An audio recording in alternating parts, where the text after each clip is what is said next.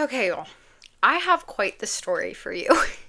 um, so for some context, my name's Maddie. Hello. I have a 4.5-year-old and an almost 2.5-year-old, and we live kind of out in the country. Okay, so we're gonna call where we live town number one. Now, town number one does not really have a lot of things in it. We have a gas station, and the gas station is like 7 miles from our house. Okay, we live on 8 acres. Our neighbors are kind of spread out. Lots of people have cows, lots of people have dogs. Okay, and then we go into town number two all the time for things. That's where our doctors are, our grocery stores. My kids do sports, gymnastics there, all of these things. Okay, also for the town that we live in, sometimes people's dogs wander where we live. Our dogs have wandered. We put a stop to that. But it's not uncommon to see your neighbor's dog wandering around, and you kind of try to shoo them home, make sure they stay out of the road, so on and so forth. And people will post that their dog's missing or that they found a dog, and usually they return home pretty quickly. Also, sometimes dogs are dumped out where we live. Now, before we lived in this town, we lived in a different town on the other side of town number two, and people would dump their dogs all the time out where we lived. Well, I say all the time. It happened at least 3 times in the years that we lived there. So one morning we're driving down the road, and it's 8:30 in the morning, and this is early for us, okay?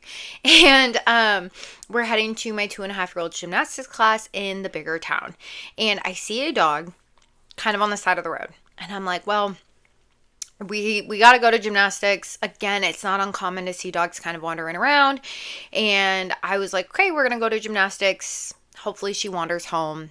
You know, I noticed her, and we went on about our day.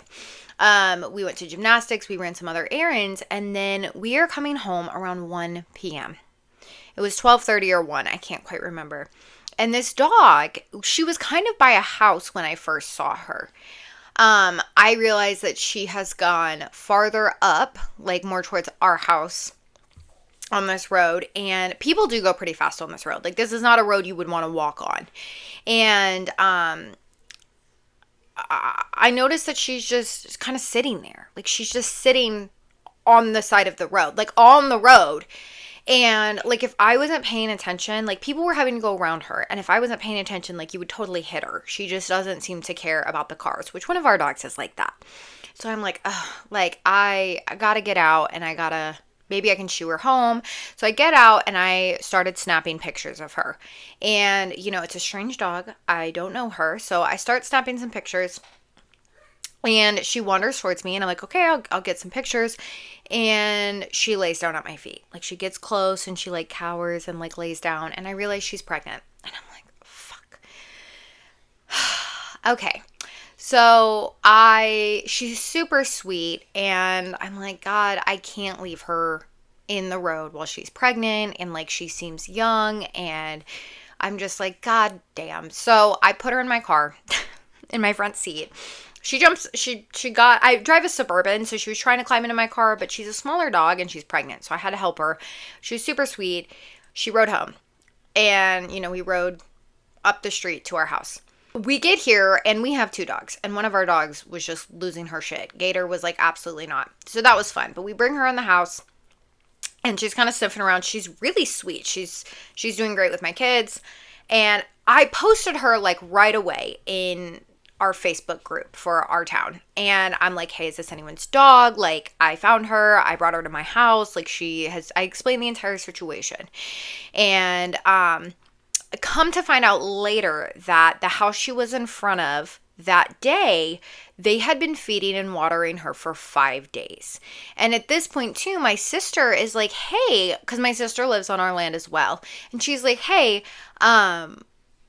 I saw her 5 days ago, and we shooed her, and we thought she went home. Like, I'm sure she lives somewhere around here. So again, I'm thinking, okay, this is someone's dog. They went to work.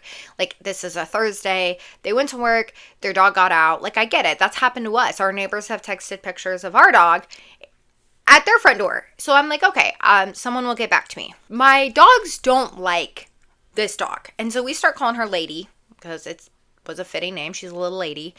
And I'm like, dang, I'm just going to take her to the shelter to see if she's chipped. This will be an easy fix because then I can like call the owners and get a hold of them and say, hey, I found your dog. Like, can I bring her home? Can I meet you like when you get off work type of thing?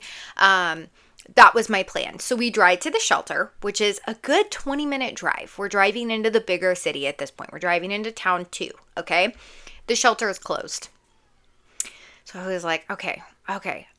So then I'm thinking, okay, the fire department can scan dogs to see if they're chipped. So let me go there, which is actually where I took our second dog, Bolt, which that's a whole different story. I don't think I've actually sat down and told his story. I did tell it on TikTok, but it was kind of all over the place. So I should tell his story too.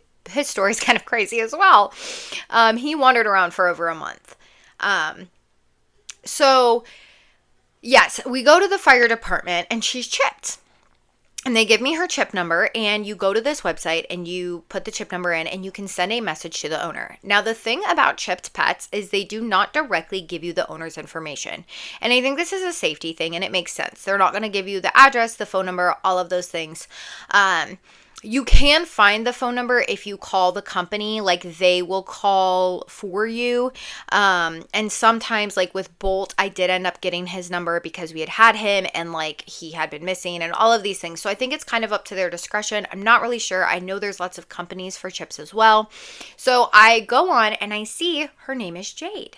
Like she's chipped and I see it's a picture of her as a puppy and I realize she's 9 months old. And yeah, I'm like, great. And there's an option to send a message to the owner and you put in your phone number and your email and your message.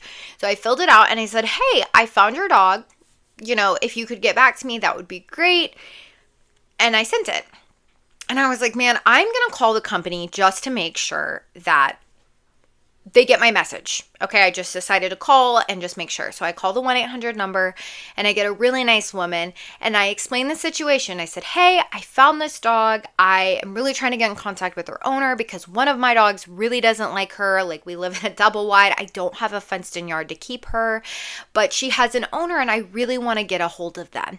And also like the shelter's not open and I really don't want to take her to the shelter. She's pregnant. Her being pregnant just really like got to me, okay? I don't know why. So anyway, the woman on the other end says, I'm so glad you have her. And then she proceeds to tell me the owners never finished filling out their information. We have the dog's name, we have the dog's date of birth, but we don't have owner name, phone number, email, address. We don't have any information on the owners. I said, okay. We made sure we had the same dog pulled up and she said, I'll do some digging, but they never finished filling out their information. And so I'm like, shit. But still, I'm like, she probably lives around me. So I end up taking her to the bathroom at the fire department. You know, I let her go pee. I took some more pictures of her. I'm checking Facebook, seeing, you know, people are like, don't be surprised if she's dumped. No one's claiming her. So I'm like, okay.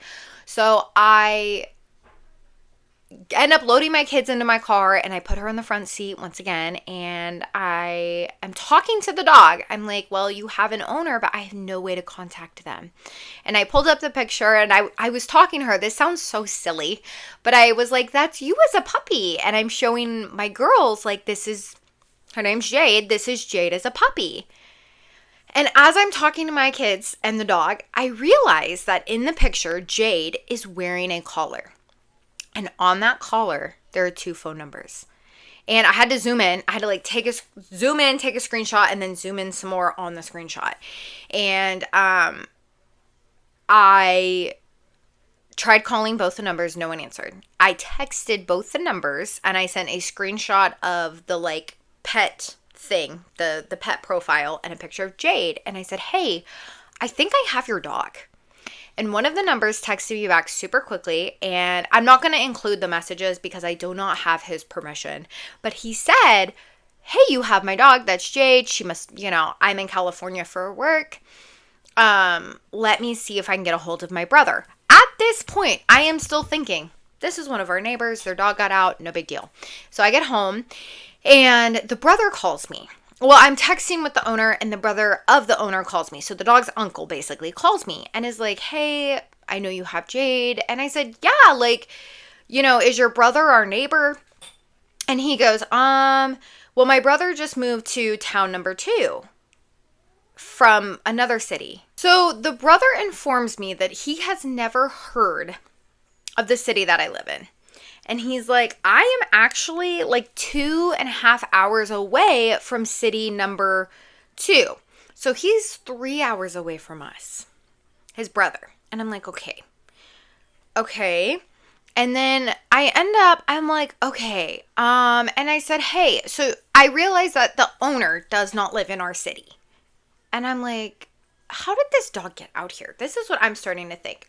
So I was like, you know what? Let me go call your brother. Let me call Jade's owner. And let me touch base with him and kind of figure out like what we're doing. Because I said I would hate for you to have to drive 6 hours after you get off work. 3 hours here, 3 hours back, whatever. So I ended up calling the owner. I asked the owner, I said, you don't live in my city? I said, if you live here, like, I can go put her in your backyard. I can contact whoever's dog's sitting, whatever. And he goes, I don't know where you live. I have never heard of that city. And I said, okay. I said, oh, there is no way that this dog wandered all the way out here. No way. It takes me 20 minutes to get to city number 2 doing 75 miles an hour. We are miles away. Miles upon miles. There is no way that dog wandered out here. She would have had to wander on the highway because going into the city, there's a lot of fenced-in property, people that own property along the highway. So, like, she couldn't have just, like, it's not like a bunch of forest that she randomly wandered through for a couple miles. Like, there is no way that this dog got out here. So, I said, was someone watching her? And he said, yeah, my friend was going over and checking on her, but I guess that he said, I don't know what happened. And he said, I didn't even know she was missing. And I said, well, my sister said she saw her 5 days ago. And I said, is she pregnant? And he said, yeah, she's pregnant. And he goes, my brother's the only person that can come get her. And I said, okay. I said, let me get a hold of your brother again. We're going to get her home. But I just know that's a lot of driving for him. That's 6 hours. So I get a hold of the brother again. And I said, hey, I can't drive super far. We have 2 young kids, but I can meet you about an hour away from us. So I'll shave off an hour of driving for you. It'll be 4 hours of driving instead of 6. We can meet. And he said, okay, sounds good. So he met us and took her. And he had no idea what had happened. They both seem like very busy men, I will say that.